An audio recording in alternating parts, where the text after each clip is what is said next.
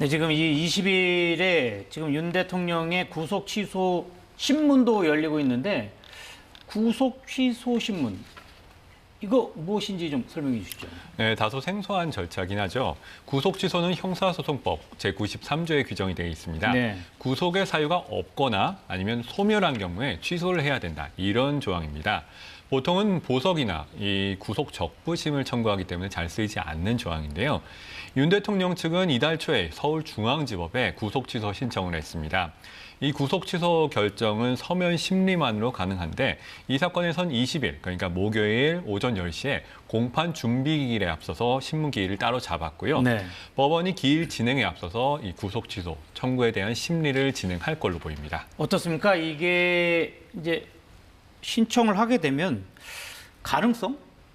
이렇게 설명해야 되나요? 구속이 취소될 가능성이 있는 겁니까? 일단 완전히 배제할 수는 없습니다. 왜냐하면 이게 윤 대통령 측에서는 구속영장과 관련해서 구속 기간이 지났는데도 검찰이 기소를 했다는 주장을 펴고 있거든요.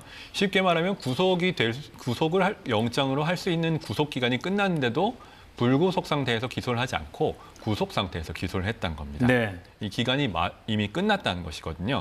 그래서 위법하다는 주장인데 이 부분에 대해서는 법원 판결을 받아봐야 될 것 같습니다. 그렇지만 이 구속 사유도 무효라는 주장을 하고 있는데 이거는 윤 대통령에게 증거인멸 우려가 있다. 이런 측면에서 영장이 발부되었지 않습니까? 네. 그래서 증거인멸 가능성이 현재 소멸이 됐는지 아니면 소멸했다고 볼 만한 중요한 사정 변경이 있는지가 쟁점이 될 것 같습니다. 네, 그렇군요. 변호사님, 그런데 이제 20일 날 신문을 했어요. 근데 예를 들어서 이제 취소 결정이 나지 않으면 뭐 그 현상이 그대로 유지될 것 같은데 구속 취소 결정이 나게 되면 어떻게 되는 겁니까, 윤 대통령은? 네, 구속 취소 결정이 내려지면 당일 즉시 석방을 해야 됩니다. 그래서 불구속 상태에서 재판을 임하게 되게 됩니다. 네, 그렇군요. 지금 그러면은 지금 윤 대통령 입장에서는 일단 20일 날 신문 결과를 지켜봐야 될 것 같고요. 지금 현재 시청자 여러분 보시는 화면이 조금 전 헌법재판소의 대심판정 모습입니다. 지금 국회 측 변호인들이 입장하는 모습 보고 계십니다. 자, 그럼 목요일 그 변론 이야기를 조금 더 해보겠습니다. 백 기자, 지금 목요일에는 이제 증인들이 나올 예정이죠. 지금 한덕수 국무총리 나올 것으로 지금 예정되고 있는데. 그렇습니다. 한덕수 총리는 윤 대통령 측에서 두 차례나 증인 신청을 하면서 채택이 된 증인인데요. 네. 일단 윤 대통령 측에서는 계엄 선포 당시 이 계엄의 요건에 만족했는지가 관건이기 때문에 당시 전시에 준한 상황이었다. 이런 배경을 보강하려는 노력을 하고 있습니다. 한 총리는 다만 계엄 선포를 반대했다는 입장이고 경찰 조사에서도 계엄 전에 거쳐야 하는 국무회의가 제대로 열리지 않았다. 이런 입장이다고 진술을 하고 있기 때문에 이 부분 증언에서 사실관계가 어떤지 확인을 해야 될 것 같고요.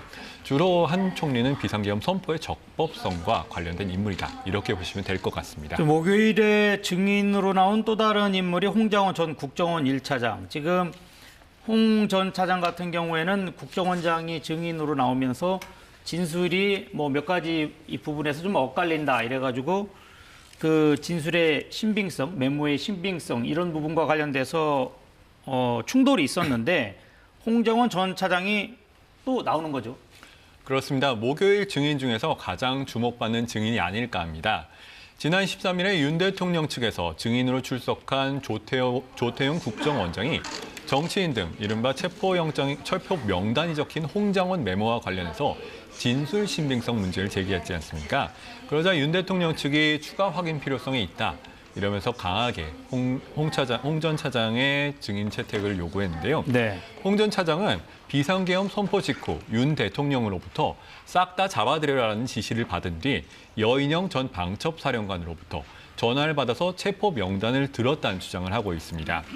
홍 전 차장은 이 체포 명단을 국정원장 공관 앞에 공터에서 받아 적었다고 했는데 조 원장은 그 시간에 홍 전 차장이 자기 집무실에 있었고 메모를 두 차례 보좌관이 정서했다는 주장을 펴고 있습니다. 특정인들에 대한 체포 지시는 즉시 헌법과 법률에 중대한 위반이 될 수가 있기 때문에 윤 대통령 측에서는 그 홍 전 차장의 주장의 신빙성을 낮추기 위해 노력하는 것 같고요. 홍 전 차장은 그러나 체포 관련 내용은 방첩사령관과 조지호 전 경찰청장 등이 들은 내용으로 크로스 체크가 됐다 이러면서 나와서 반박을 하겠다는 입장입니다. 네, 지금 백 기자, 지금 또 다른 증인으로 조지호 경찰청장이 있는데 조지호 전 경찰청장은 계속 몸이 아프다 이렇게 해서 계속 불출석 사유서 내고 있는데 어떻습니까? 이번에는 나올 수 있는 겁니까? 지금 들어온 소식인데 헌재가 조지호 홍정원, 조지호 양측 증인 그러니까 구인 영장을 발부해서 집행을 촉탁했다고 합니다. 그러니까 나오지 않으면 구인을 하겠다 이런 주장이기 때문에요. 헌재가 이렇게 결정을 했기 때문에 아마 조지호 경찰청장이 나올 것 같습니다. 다만 건강상의 이유로 계속 출석이 불투명하다고 주장을 하고 있기 때문에 실제로 나올지는 또 가서 지켜봐야 될 것 같습니다. 만약에 조 전 청장이 출석을 한다 보면 계엄 당시에 김봉식 전 서울청장과 함께 국회 경찰을 투입하고 그리고 지휘를 맡았던 2명 중에 1명이라서 네. 당시에 어떤 지시가 있었는지 그리고 윤 대통령과의 이른바 안가회동에서 어떤 발언이 나왔는지 확인이 이뤄질 것 같습니다. 네, 알겠습니다. 오늘 여기까지 듣겠습니다. 지금까지 백인성 법조전문기자하고 이덕 변호사 수고해 주셨습니다. 고맙습니다.